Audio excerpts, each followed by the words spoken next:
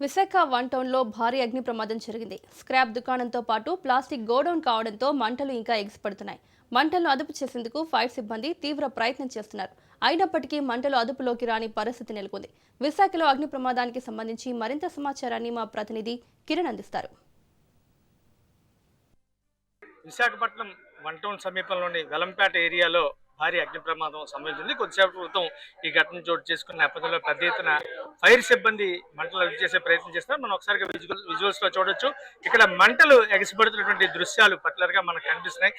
Exclusive గా Raj news ఈ చిత్రాన్ని తీయడం కూడా జరుగుతుంది. ముఖ్యంగా మనం చూసుకున్నట్లయితే ఏదైతే ఇదంతా కూడా స్క్రాప్ సంబంధించిన దుకాణం. మరోవైపు ఇటు అటు చూసుకున్నట్లయితే డిపోలు కూడా ఉండదు. ఒకసారిగా మంటలు ఎగసిపడుతున్న పరిస్థితి. ఇప్పటికే 4 ఫైర్ ఇంజిన్లతోటి ఫైర్ సిబ్బంది పూర్తిస్థాయిలో మంటలు అదుపు చేసే ప్రయత్నం చేస్తున్నప్పుడు కూడాను ఇది సాధ్యం కాని పరిస్థితిగా కనిపిస్తుంది. ప్రధానంగా స్క్రాప్ దుకాణం కావడంతో ఇక్కడ ఆయిల్తో ఉన్నటువంటివి, డీజిల్, అదేవిధంగా పెట్రోల్ సంబంధించినటువంటి పనిముట్లన్నీ కూడా ఏవైతే వేస్ట్ మెటీరియల్ ఉంటుందో ఇవన్నీ ఉన్న నేపథ్యంలోనే ఈ మంటలు మరింతగా ఎగసిపడుతున్న పరిస్థితి. ఈ నేపథ్యంలో మనం చూసుకున్నట్లయితే ఇక్కడ కర్రల డిపో కూడా ఉంది. వీళ్ళందరూ కూడాను భయభ్రాంతులకు లోనవుతున్నారు. మరోవైపు పెద్ద ఎత్తున శబ్దాలు వస్తూ పేలిపోతున్న పరిస్థితి కూడా మనం ఒకసారిగా విజువల్స్ లో చూడొచ్చు. ఫైర్ సిబ్బంది అందరూ కూడా పెద్ద ఎత్తున రావడం, మరోవైపు పోలీసు అధికారులు కూడా పూర్తి స్థాయిలో వచ్చి మంటలు అదుపు చేసేందుకు కార్యాచరణ కూడా చేస్తున్న పరిస్థితి. మొత్తం మీద మనం చూసుకున్నట్టు ఈ రోజు జరుగుతున్న ఘటనకు సంబంధించి సార్ ఎన్ని గంటలకి ఇది మొదలైంది, ఏంటి అసలు?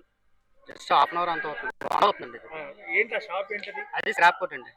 స్క్రాప్ కాదు, ప్లాస్టిక్ షాప్ అది. ఓకే, ఇది మొత్తం మీద స్క్రాప్ దుకాణం కాదు. కొంతమంది ఏంటంటే ఇది ప్లాస్టిక్ దుకాణం అని చెప్పి కూడా చెప్తున్నారు. సంవత్సరానికి కనీసం 3 సార్లు ఖాళీ అయినా సరే వాళ్ళు యాక్షన్ తీసుకోవడం లేదు. This is the 4th time.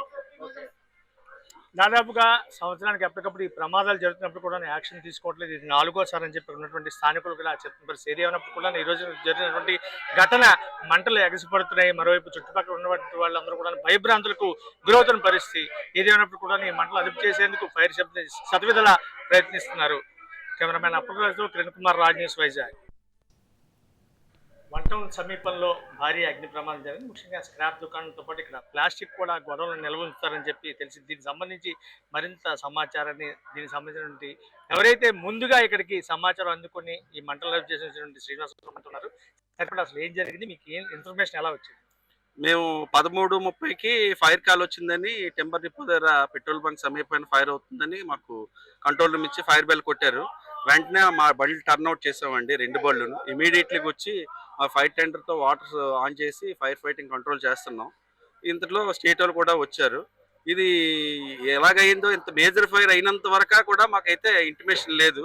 మేము వచ్చినప్పటికీ చాలా వరకు కంట్రోల్ చేసాం. ఇంకొక 2-3 టెండర్లు వస్తే కంట్రోల్ అయిపోద్దండి.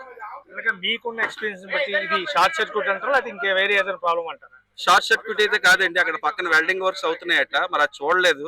అక్కడ సిలిండర్లు అవి కూడా చాలా మటుకు పేలాయి. ఇటుపక్క కూడా బాగా బ్లాస్ట్లు అవి వచ్చాయి. అయినా కూడా మా ఫైర్ టీము చాలా ధైర్యసోపేతంగా ఫైర్ ని కంట్రోల్ చేశారండి. ఈ సిచ్యువేషన్ సంబంధించి ఎవరికి ప్రమాదం జరగలేదు కదా? చిన్న ఏంటంటే పెద్దగా ఏం జరగలేదండి, చిన్న చిన్న మైనర్ అయ్యే. బ్రాంచ్ పైప్ అది చిన్న చిన్న ముక్కలు వచ్చి తగిలాయి, పెద్దగా అయితే ఏం అవ్వలేదండి.